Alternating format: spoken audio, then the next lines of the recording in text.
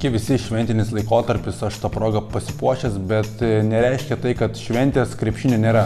Anaip tol, ši savaitė Eurolygoje dviguba, visi Lietuvos klubai žaidžia Europoje, taip kad veiksmo labai daug. Aš Basket News žurnalistas ir Q3 sport komentatorius Jonas Lekšas. Šiandien su jumis ir apžvelgiu 5 man asmeniškai įdomiausius susitikimus šią savaitę ir pradedu nuo antradienio rungtynių FIBA Čempionų lygoje. Vilniaus Rytas priima namuose Prancūzijos komandą iš Dižono. Kaip Giedrius Žibėnas sako, ryto finalas. Tuo metu Dižonas jau užsitikrinęs pirmąją vietą grupėje, 5 pergalės, 0 pralaimėjimų, neturėtų jausti didelės būtinybės laimėti. Pastaruoju metu Vilniečiai turėjo sveikatos problemų, nežaidė Kytas Hornsby, nežaidė RJ Kaulas.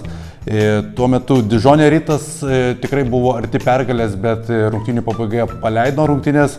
Ir Dižono ekipa praėjusią savaitę įveikdama Patrų komandą per pratęsimų užsitikrino pirmąją vietą grupėje ir manau, kad tokiuose sutikimuose, kuomet susitinka ganėtinai apylygės komandos, esminis faktorius būna motivacija, kuri bus tikrai Vilniaus Ryto pusėje.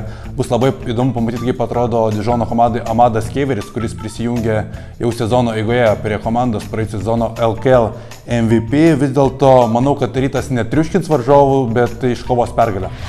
Tas pats antradienis, tik jau Eurolyga, Tel Avivo Makabis namuose priima Baskoniją. Aišku, namuose santykinai jie žaidžia Belgrade, savų fanų palaikymo neturi, bet kitu atveju Baskonija vis tiek nežaidžia namuose ir bent jau neturės savo namų pranašumo.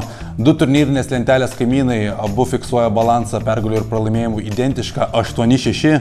Pasirinkau šias rungtynes, kadangi tikiuosi jos bus labai gražios, tiek vieni, tiek kiti tiesiog mėgaujasi žaidimu atvirai aikštelėje, daugiau skiria dėmesio būtent puolimui nei gynybai. Makabi labai priklausomai yra nuo Veido Baldvino ir Lorenzo Brauno tandemo, kurių žaidimas banguoja ir retai kada jie abu vienose rungtynėse sužaidžia labai gerai.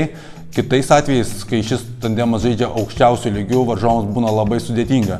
Tuo metu Baskonija pastaruoju metu atrodo susitvarkė su sveikatos problemomis, į rotaciją pradėjo grįžti žaidėjai. Tado Sedekerskio vaidmuo tai visai nieko nekeičia, jis toliau išlieka solidus ir yra vienas komandos lyderių.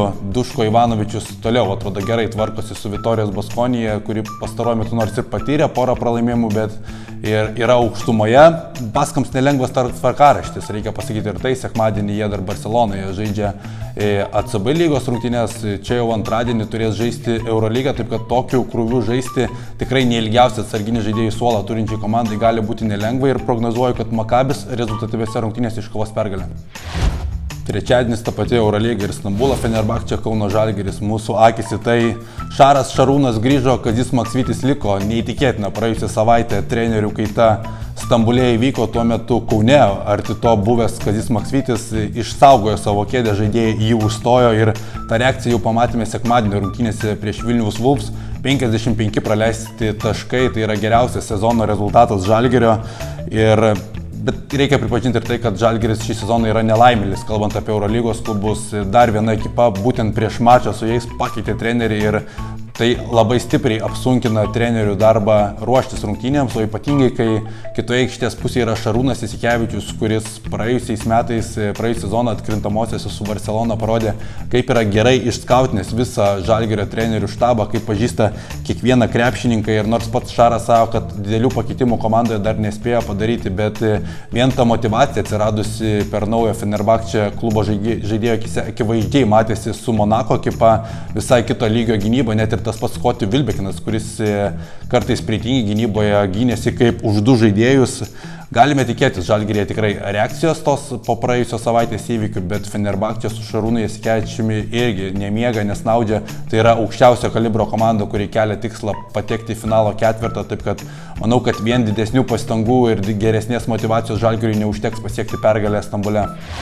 Ketvirtadienį irgi bus krepšinio, bet jį praleidžiu, kadangi penktadienį jau Nemuno saloje atvyksta Barcelona. Katalonai antradienį žaidžia savo rungtynes prieš Berlyno Alba išvykoje ir turės vienos dienos pranašumą prieš žalgiriečius. Nuoskaudų būtent jų tarpe turėtų būti likę, žaidžiant su katalonais iš praėjusio sezono, būtent Barsa 3-0 eliminavo Lietuvos čempionus Eurolygos ketvirtfinalyje ir reikia pripažinti, kad dabar yra neblogas metas žaisti su Barsa.